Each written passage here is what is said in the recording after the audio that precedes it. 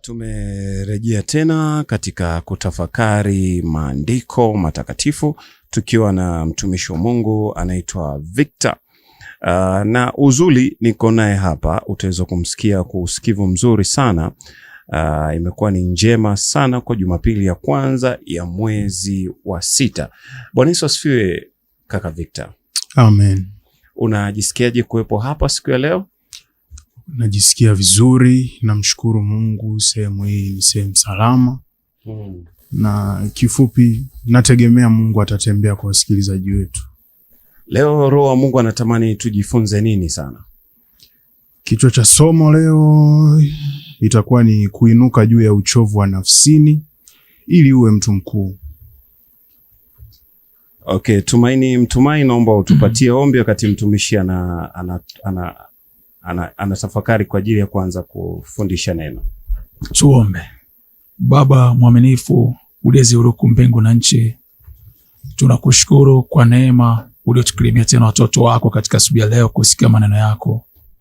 Tunamweka mtumwa wako mikononi mwako, neema yako imwatamie. Mpe neema ya kusema yale tu Baba ambayo umekusudia kuyasema.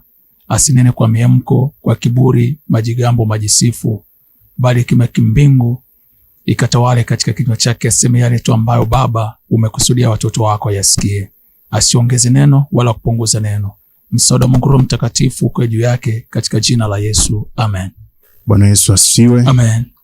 Basi kama ambavyo nilikwisha kutangulia kusema somo la leo lina kichwa kinachosema kuinuka juu ya uchovu wa nafsini ili uwe mtu mkuu. Bwana Yesu asifiwe. Amen. Na kwenye somo hili kuna malengo kadhaa ambayo nimekuja nayo. Lengo la kwanza ni kumsaidia mtu asiwe mhanga wa mchakato katika maisha. Bwana Yesu asifiwe. Amen. Katika maisha ambayo wanadamu wanaishi, katika vipindi ambavyo Mungu anatupitisha, kuna mambo ambayo yanaweza yakatokea na mtu asipojua namna ya kupata msaada wa kiungu, namna ya kutoka kwenye uchovu wa nafsini, anaweza akajikuta amekuwa mhanga. Hii ni kwa sababu uchovu wa nafsini ni kitu halisi sana, na nikisema uchovu wa nafsini kitu ninamaanisha hali ya ndani ya mtu kuchoka, kuacha kusonga mbele, kuacha alichokuwa anafanya, kuacha kutenda ambacho pengine yalikuwa ni maono yake. Bwana Yesu asifiwe. Na natamani nikwambie kitu kimoja, msikilizaji wangu. Watu wakuu huwa ndio shabaha ya shetani dhidi ya uchovu wa nafsini. Yaani shetani akitaka alenge shabaha, mpige nani na kitu kinaitwa uchovu wa nafsini, watu wakuu huwa ndio shabaha. Kwa hiyo msikilizaji wangu, tutakapokuwa tukiendelea kujifunza, natamani uone utakapojipata mahali kwamba kuna sehemu umechoka nafsini, usijione kwamba wewe ni duni. Unatakiwa ujue kwamba wewe ni mtu mkuu, ndio maana umefanyika shabaha ya silaha ya shetani inaitwa uchovu wa nafsini. Bwana Yesu asifiwe. Tutajifunza kutokea kitabu cha Wafalme wa kwanza sura 19 mstari wa kwanza mpaka wa 10. Tutasoma kipande kimoja kimoja, lakini nataka nikupe muktadha kidogo kabla hatujaanza kusoma. Kwenye kitabu hiki unamuona mtumishi wa Mungu Elia. Ukianzia sura ya 18, Elia ni kile kisa ambapo Elia alisimama mbele ya mfalme, akaitisha wale manabii wa Baali, basi wakafanya maombi, na ikafika mahali Mungu wa Elia akathibitika na akajitukuza katika nini? Katika taifa la Israeli. Lakini ukienda sura ya 19 kuanzia mstari wa kwanza hapo mpaka wa 10, ambapo ndo kuna msingi wa somo letu la leo, unamuona Elia katika nyakati ambazo alikuwa anapita baada ya Ahabu kumtamkia aina fulani ya maneno ambayo yalikuwa ni kikwazo sana mbele yake. Bwana Yesu asifiwe. Okay, kama nilivyoanza kusema hapo kwanza kwamba uchovu wa nafsini ni hali ya ndani ya mtu kuchoka, kushindwa kusonga mbele, kutamani kuacha alichokuwa anafanya, na wakati mwingine kufikia mbali zaidi, watu wanafika mahali pa kuwa na mawazo ya kujiondoa kabisa. Bwana Yesu asifiwe. Sasa ni zipi dalili zitakazo kuonyesha kwamba mtu huyu ana uchovu wa nafsini? Bwana Yesu asifiwe. Somo hili linalenga kukuponya wewe unayesikiliza, lakini pia lina lengo la kukupa maarifa ambayo yatakusaidia ufanye nini ambapo unamuona mtu amechoka, amefika mahali ameishiwa nguvu. Ufanye nini? Bwana Yesu asifiwe. Dalili ya kwanza itakayo kuonyesha kwamba huyu mtu ana uchovu wa nafsini ni kutishwa na mambo madogo ya kawaida ambayo katika hali ya kawaida asingeogopa. Bwana Yesu asifiwe. Ukisoma, fungua kitabu cha Wafalme wa kwanza sura 19 mstari wa 2. Biblia inasema, Ndipo Yezebeli akampelekea Eliya mjumbe kusema, miungu wanifanyie hivyo na kuzidi, nisipokufanya roho yako kesho panapo wakati huu kama roho ya mmojawapo wa hao. Naye alipoona hayo, aliondoka akaenda aihifadhi roho yake. Bwana Yesu asiwe.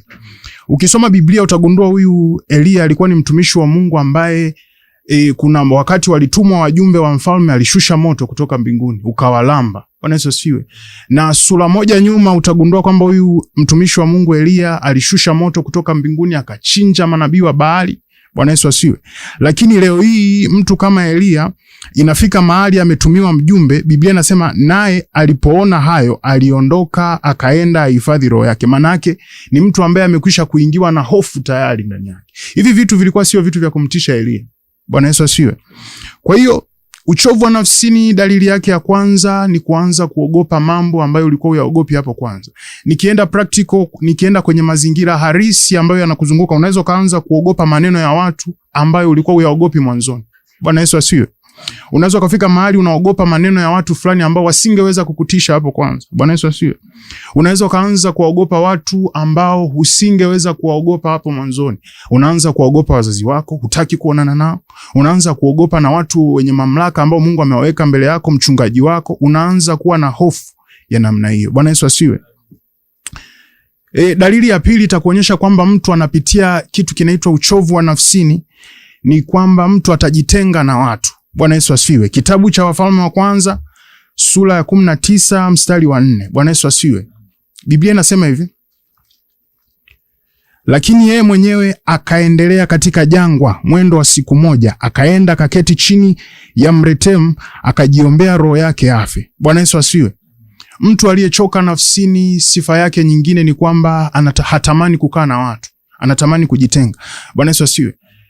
Kwa neema ya Mungu, mimi kwa taaluma ni mhudumu wa afya ya binadamu kabisa, na kwa neema ya Mungu nimefanya kazi hospitali ya Milembe. Kwa hiyo ninayokufundisha haya, nimewahi kufanya kazi hospitali ya Milembe. Kwa hiyo ninayokufundisha haya yana msingi wa kitu kinaitwa mental health au afya ya akili, lakini yamefundishwa kwa upana zaidi na tunayaona kwenye neno la Mungu. Bwana Yesu asifiwe. Ukisoma kitabu hichi Wafalme wa kwanza sura 19 mstari wa 4, Biblia inasema kwamba Eliya ilifika mahali alienda mwendo wa siku moja. Sasa jangwani sio sehemu inayofurahisha. Bwana Yesu asifiwe. Uwezi ukasema unaenda jangwani kupumzika. Bwana Yesu asifiwe. Nasoma Biblia hapa nasema akaketi chini ya mretemu akajiombe. Ukifuatilia mretemu ni mti gani, utashangaa sana. Ule mretemu hauvutii kukaa chini yake. Uwezi ukasema unakaa chini ya mretemu upate, unaijua miti ya jangwani ile miti yenye miba vimiti fulani vimesimama. Sasa Eliya alifika mahali pa kwenda kwenye mti kama ule, eti anataka kupumzika. Bwana Yesu asifiwe. Bwana Yesu asifiwe. Kwa hiyo kitu kitakuonyesha kwamba unapitia uchovu wa nafsini ni hali ya ndani ya kutaka kujitenga na watu. Bwana Yesu asifiwe. Na kujitenga kuna makundi mawili. Kuna kujitenga kimwili. Mtu anajitenga kimwili kabisa, anaamua kuondoka, hataki kukaa na watu, anafurahia upweke, anafurahia kukaa peke yake. Bwana Yesu asifiwe. Hiyo ni ishara muhimu sana, itakuonyesha kwamba unapitia uchovu wa nafsini. Bwana Yesu asifiwe.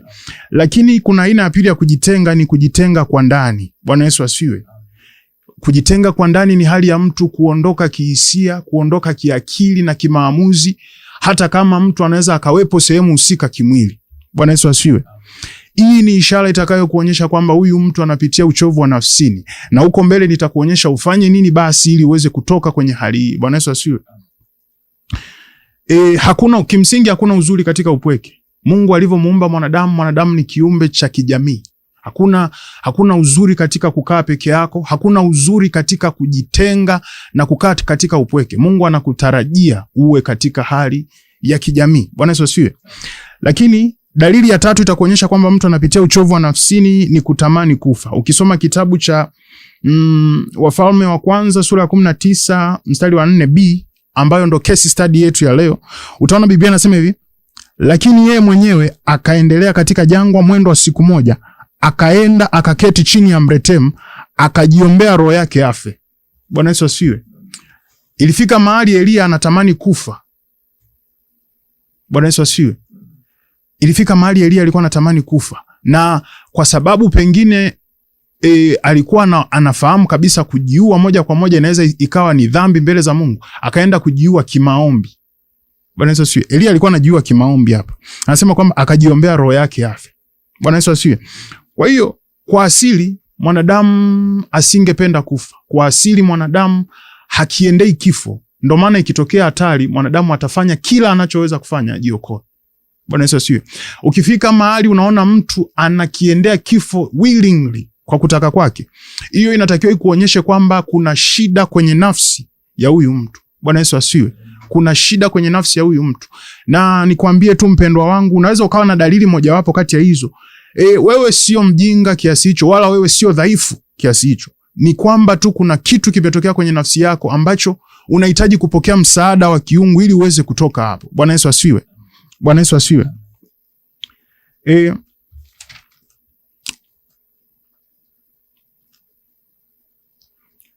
Mtu akifika kwenye mahali ambapo atakuwa anatamani kuyaondoa maisha yake, sababu kubwa sana huwa ni kukosa majawabu katika maisha. Bwana Yesu asifiwe. Kuna mambo watu wanaweza wakapitia, kuna mambo mtu anaweza akapitia akajikuta anakosa jawabu katika maisha. Hali ya kukosa jawabu huwa inampelekea mtu apoteze maana ya maisha. Na ukipoteza maana ya maisha, kitu kitakachotokea utaona kama ni sawa kufa au kuondoka. Bwana Yesu asifiwe. Sasa nikwambie mpenzi wangu, nikwambie mpendwa wangu unayenisikiliza, kujiua ni ukatili mkubwa sana unaoweza ukajifanyia wewe, lakini zaidi sana unaoweza ukatufanyia sisi ambao tunakuzunguka. Bwana Yesu asifiwe. Wewe ni zawadi ambayo Mungu ameileta duniani, na utakapojiondoa maana yake unaondoa zawadi ambayo Mungu ameileta duniani. Fikiria kwa habari ya ndugu zako. Fikiria kwa habari ya watu wanaokuzunguka. Fikiria kwa habari ya watu ambao Mungu amekukutanisha nao. Unawafanyia ukatili mkubwa sana ukifika mahali pa kutaka kuiondoa nafsi yako. Bwana Yesu asifiwe. Dalili nyingine ya kukuonyesha kwamba mtu amechoka nafsini ni kuwa na maneno mengi na visingizio. Mtu aliyechoka nafsini huwa na maneno mengi na visingizio ambavyo lengo la vile visingizio ni kufanyeje? Ni kujustify au kuhalalisha uamuzi anaotaka kuufanya. Bwana Yesu asifiwe. Ambayo kimsingi yale maneno hayana mantiki wala hayana mguso. Soma Biblia kitabu cha Wafalme wa kwanza 19 mstari wa ni mstari wa 10. Biblia inasema, akasema, nimeona wivu mwingi kwa ajili ya Bwana Mungu wa majeshi, kwa kuwa wana wa Israeli wameacha maagano yako na kuzivunja madhabahu zako na kuwaua manabii wako kwa upanga. Nami nimesalia mimi peke yangu, nao wananitafuta roho yangu. Bwana Yesu asifiwe. Hii kauli ukiendelea mbele hata Mungu aliikanusha. Bwana Yesu asifiwe. Mtu aliyechoka nafsini anaanza kuzungumza mambo ambayo kimsingi hayana maana. Wewe utafikiria mtu anasema watu wameacha maagano ya Mungu. Bwana Yesu asifiwe. Sasa kama watu wameacha maagano ya Mungu, mwitikio wako unatakiwa ni kuwarejesha kwa Mungu, si ndio? Kama alivyofanya kwenye sura ya 18. Mwitikio wako unatakiwa uwe ni kuwafanya wale watu warudi kwa Mungu. Lakini sikiliza kitu Elia anasema, alafu kutoka kwenye kitu anasema eti anajitenga. Bwana Yesu asifiwe. Inamaanisha nafsi yako imechoka. Mtu ambaye nafsi yake imechoka ataanza kuwa na maelezo mengi sana ambayo kimsingi hayana maana. Ataanza kuwa na maelezo mengi sana ambayo hayaendani na kile kitu ambacho anastahili kukifanya. Bwana Yesu asifiwe. Ishara ya 5 ya kwamba mtu amechoka nafsini ni kulala muda mrefu isivyo kawaida. Hii ina maelezo kisayansi, na sisi watu tunaofundisha afya ya akili tuna maelezo yake, lakini leo nitakuonyesha maelezo ya kibiblia. Ukisoma kitabu cha Wafalme wa kwanza 19 mstari wa 5, Biblia inasema hivi, naye akajinyoosha akalala chini ya mretemu, na tazama malaika akamgusa akamwambia, inuka ule. Akatazama, kumbe pana mkate umeokwa juu ya makaa na gudulia la maji kichwani pake. Akala, akanywa, akajinyoosha tena. Bwana Yesu asifiwe. Tunategemea huyu mtu alikuwa amechoka, amekula, aendelee na safari. Bwana Yesu asifiwe. Lakini cheki kitu anafanya. Anasema akala, akanywa, akajinyoosha tena. Kwa tafsiri zingine akalala tena. Maana yake unakula, unamaliza kula, unakaa kidogo, unarudi kulala. Bwana Yesu asifiwe. Kimsingi lengo la Mungu kumletea chakula kwa njia ya malaika Elia wakati huu ilikuwa ni kumuongeza nguvu ili apate nguvu ya kusonga mbele, ya kuendelea kufanya kitu alichokuwa ameitiwa. Bwana Yesu asifiwe. Mtu aliyechoka nafsini ni kwamba ni mtu ambaye anatumia muda mwingi kulala. Anakula, analala. Na ile huwa ni namna ambayo mwili umefika mahali sasa umechoka. Nafsi imefika mahali imechoka. Mtu sasa anaona hana cha kufanya. Anaona namna pekee anaweza kufanya ni kulala. Bwana Yesu asifiwe. Ukienda tena mstari wa 9, sura hiyo ya 19, Biblia inasema hivi. Akafika kunako pango, akalala ndani yake. Bwana Yesu asifiwe. Yaani yeye alichokuwa anafanya, alikuwa anatembea na kwenda kulala. Kimsingi hata huku pangoni sio uelekeo ambao Mungu alikuwa anataka aende. Ndio maana ukisoma huu mstari wa 9, akafika kunako pango, akalala ndani yake. Na tazama neno la Bwana likamjia, naye akamwambia, unafanya nini hapa? Kimsingi Mungu alivyompa chakula, alikuwa hataki Elia aende pangoni. Mungu anamshangaa, unaenda pangoni kufanyaje? Bwana Yesu asifiwe. Dalili nyingine itakuonyesha kwamba mtu amechoka nafsini ni kulala muda mrefu.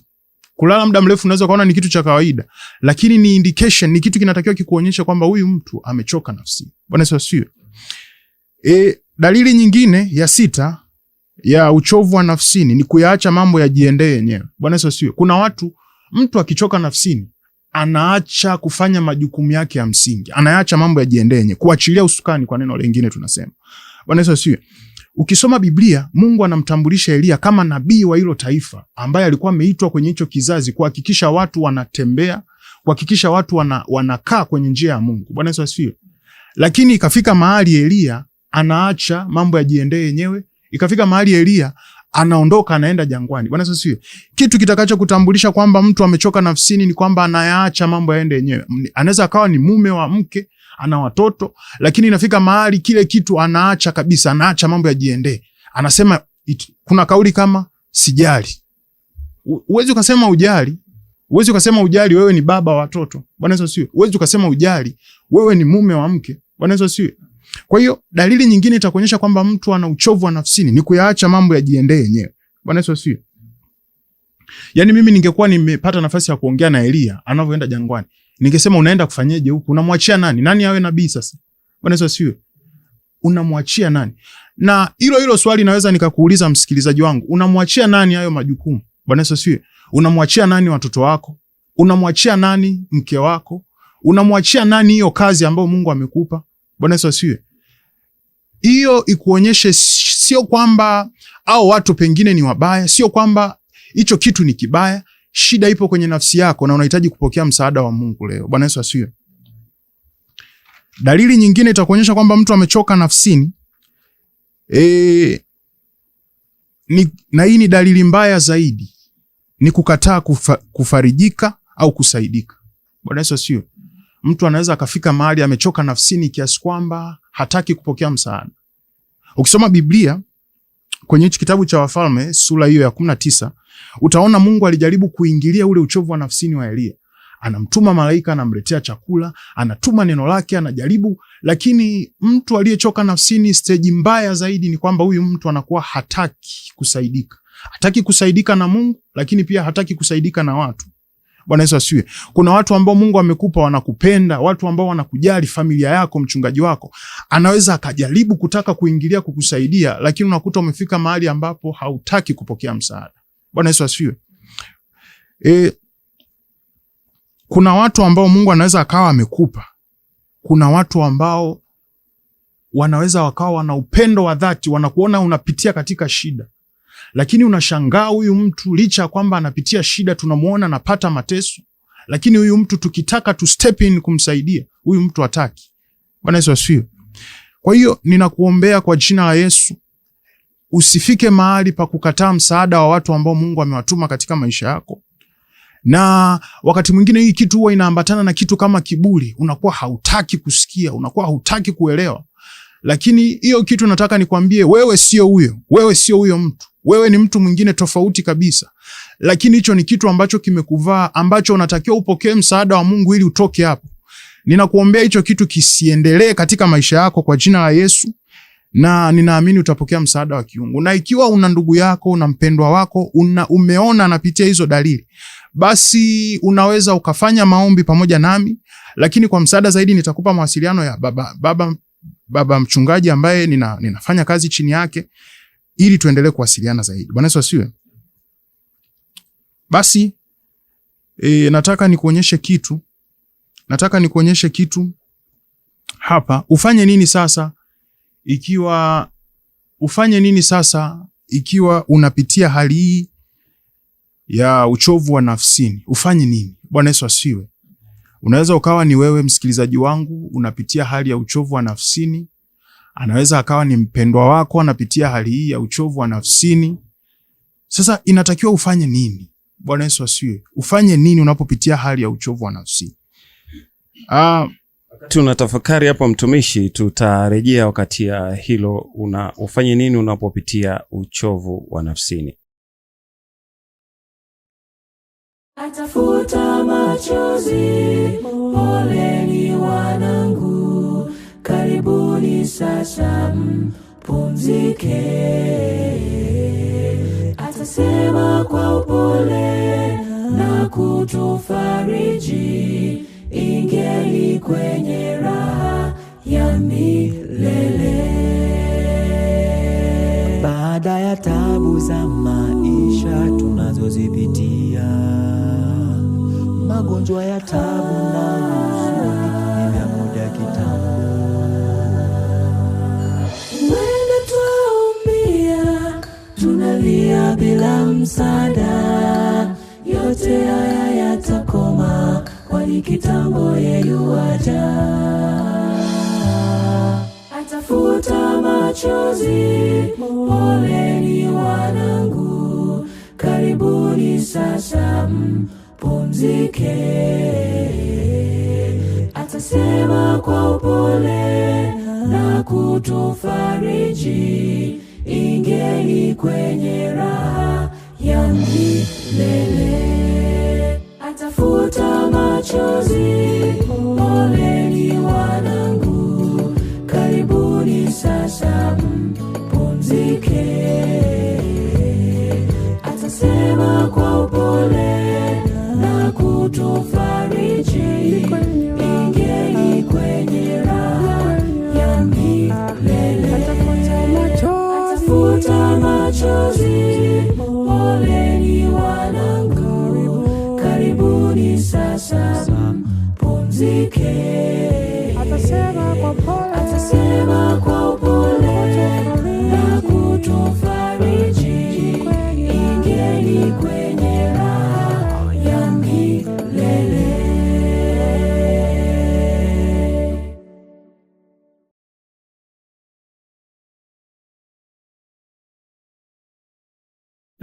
Kuna kitu ambacho mtumishi wa Mungu alikuwa anatuambia tuweze kumakinika kuhusiana na uchovu wa nafsi.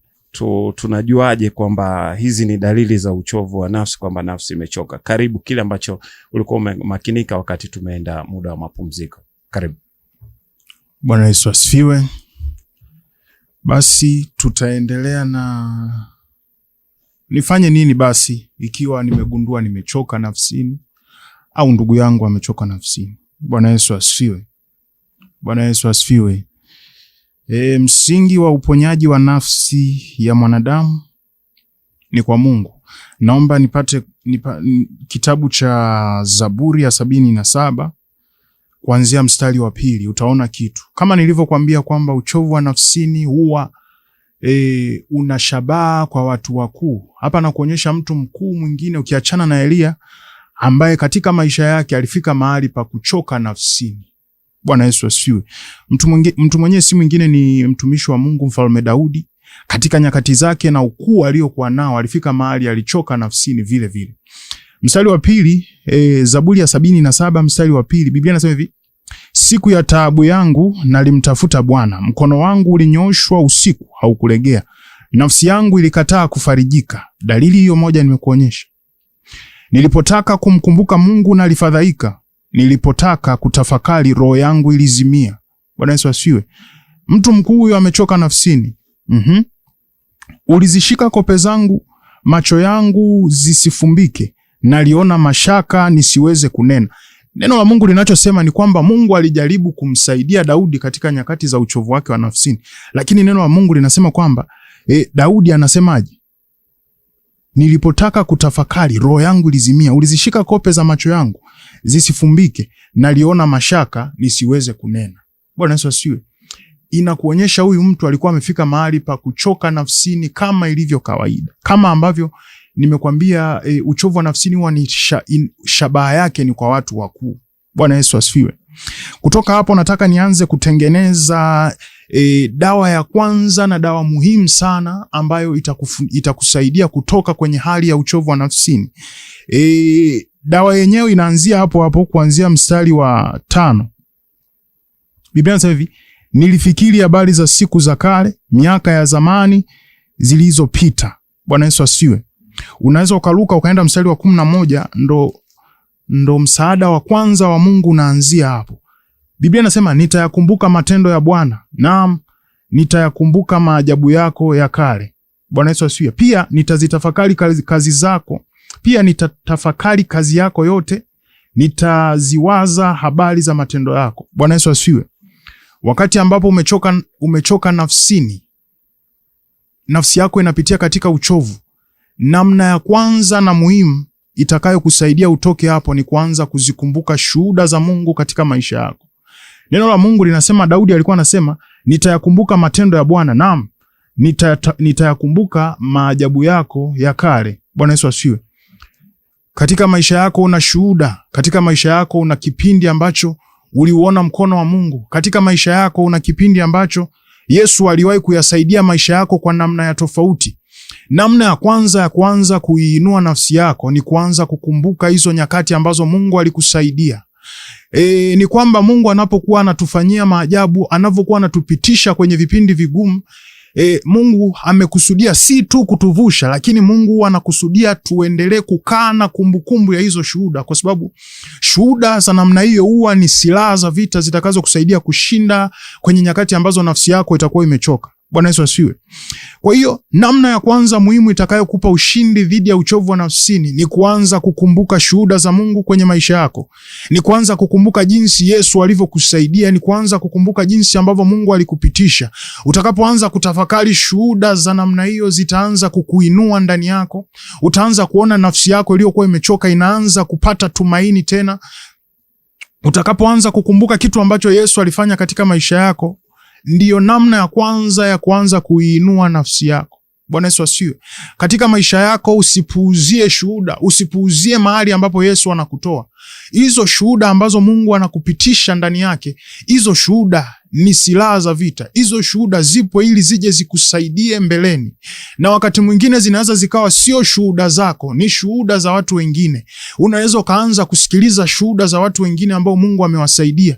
Kuna shuhuda ambazo watu Mungu aliwatoa mahali akawapitisha mahali. Hizo shuhuda ni msaada mkubwa sana. Biblia inasema kwenye kitabu cha Ufunuo, ushuhuda wa Kristo ni roho ya unabii. Nikisema ushuhuda wa Kristo, ina maana ushuhuda wa kitu ambacho Kristo amefanya kwenye maisha ya mtu mwingine. Kile kitu huwa ni roho ya unabii, ni kitu ambacho kinakutabiria kwamba kilichotokea kwa huyo mtu pia kinaweza kikayapata maisha yako, kwa sababu utendaji kazi wa Mungu ni ule ule. Bwana Yesu asifiwe. Kwa hiyo namna ya kwanza utapona na kutoka kwenye ushuhuda, kutoka kwenye uchovu wa nafsini, ni kutafakari shuhuda za Mungu katika maisha yako. Ni kutafakari matendo ya Mungu aliyoyatenda katika maisha yako. Kaa chini, anza kufikiria hizo shuhuda. Kaa chini, anza kutafakari. Alafu utakuta unavyoanza kutafakari hizo shuhuda, ndani yako inazaliwa shukurani. Utaanza kumshukuru Mungu. Utaanza kumwambia Yesu asante kwa ajili ya zile nyakati. Utaanza kumwambia Mungu nakushukuru kwa sababu kile kipindi haukuniacha. Unapoanza kutafakari, hiyo ndio namna ya kwanza ambayo nafsi yako itaanza kuinuka. Bwana Yesu asifiwe. Na ikiwa kuna mtu ambaye ni ndugu yako, ni rafiki yako, umeona kabisa na uchovu wa nafsini, anza kumkumbusha matendo ya Mungu ambayo alimtendea katika maisha yake. Mkumbushe hizo shuhuda. Muonyeshe namna gani ambavyo huyo mtu ni wa thamani machoni pa Mungu na Mungu anamkusudia mawazo mema. Neno la Mungu linasema, ninayajua mawazo ninayowazia ninyi ni mawazo ya amani wala si mabaya, kuwapa ninyi tumaini katika siku zenu za mwisho. Anza kumkumbusha shuhuda za Mungu katika maisha yake. Hicho kitu kitamuinua sana na itakuwa ni mwanzo wa nafsi yake kuinuka. Bwana Yesu asifiwe. Nikwambie kitu, ukiwa katika hali ya uchovu wa nafsini, hata kufanya maombi hauwezi. Ukiwa katika uchovu wa nafsini, hata kusoma neno la Mungu unashindwa. Kitu cha kwanza kitakachoinua nafsi yako ianze kuomba tena ni kutafakari shuhuda za Mungu katika maisha yako. Bwana Yesu asifiwe. Bwana Yesu asifiwe. Lakini kitu cha pili ni kwamba kumbuka wimbo wako. Bwana Yesu asifiwe. Nikisema kumbuka wimbo wako, hiyo Zaburi 77 mstari wa mstari wa 6, Biblia inasema nakumbuka wimbo wangu usiku, nawaza moyoni mwangu, roho yangu itakutafuta. Bwana Yesu asifiwe. Katika maisha kila mtu ana wimbo wake, na nikisema wimbo wake ni tafsiri pana. Wimbo unaweza ukawa ni wimbo kabisa ambao kuna nyakati ulikuwa unapita, huo ndio ulikuwa wimbo wako wa kukupitisha hapo mahali. Kuna watu katika nyakati walizokuwa wanapita, labda wimbo uliokuwa unawapitisha labda ni kila siku wewe Mungu ni mwaminifu. Kuna watu ambao katika nyakati walizokuwa wanapita, wimbo uliokuwa umewavusha ni niguse tena. Umeona? Kila mtu katika maisha, kuna mtu wimbo wake alijitungia mwenyewe, lakini ni wimbo uliomvusha kutoka mahali pamoja kwenda mahali pengine. Hizo nyimbo anza kuziimba, kwa sababu zile nyimbo huwa ni zaidi ya nyimbo. Zile sio nyimbo tu, bali huwa ni silaha za vita. Zile nyimbo huwa ni zaidi ya nyimbo, kwa sababu zinaamsha ndani yako hali ya kutoka kwenye hali ya uchovu na kukupeleka kwenye hali ya kuamka tena. Bwana Yesu asifiwe. Tafakari hizo nyimbo. Inaweza ikawa ni nyimbo kabisa iko YouTube. Download hiyo nyimbo, anza kuimba, wekeza muda kuitafakari. Ile nyimbo huwa zinakumbusha vipindi. Yaani nyimbo ukiachana na kuwa ni nyimbo huwa zinasimama badala ya nyakati. Kuna nyimbo ukiisikia hauisikii nyimbo, unazikumbuka nyakati. Bwana Yesu asifiwe. Hizo nyimbo zilizokuvusha hapo mahali, zitafakari hizo. Imba hizo nyimbo zitakuvusha. Bwana Yesu asifiwe. Bwana Yesu asifiwe.